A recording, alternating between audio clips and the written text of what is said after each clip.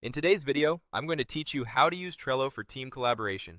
First, open Trello in your browser. Once you're in, head to the boards view so you can see the spaces where your team organizes work. Open the board you want to collaborate on. This is your team's shared workspace, and everything we'll do happens right here. Take a moment to get oriented with the workflow. Click into the to-do list to see tasks that haven't started yet, then move over to doing to check items in progress, and finally look at done to review what's been completed.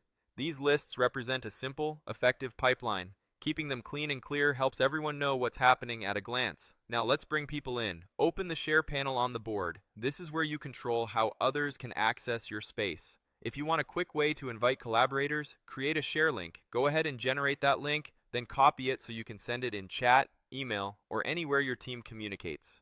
Links are convenient, but they also come with responsibility, so let's set the right permissions next. While the Share panel is open, change the permissions for the link you just made. Choose the setting that allows people to join as members. This lets anyone with access to the link become a full participant on the board. If your goal is to make it super easy for teammates to hop in without manual invites, enable the option that allows anyone with the link to join as a member. Use this only when you're confident the link will stay within your trusted group.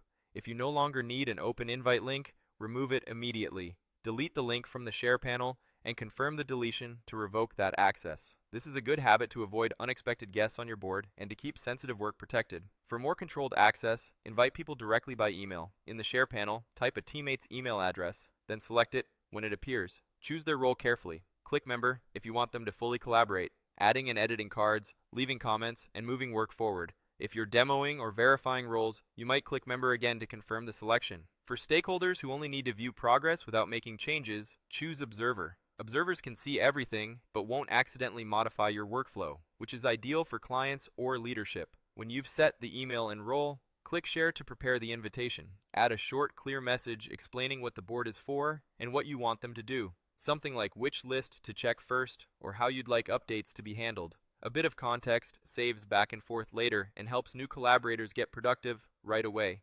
Click Share again to send the invite, then close the Share panel. At this point, your team can access the board, understand the flow from to-do to doing to done, and start working together. A few final tips to keep collaboration smooth. Keep your list names simple so everyone understands what they mean. Review permissions regularly, especially if you use share links, and choose roles that match responsibility levels. Member for hands-on contributors and observer for viewers. With those basics in place, Trello becomes a central, transparent hub where your team can track work, communicate clearly, and finish more together.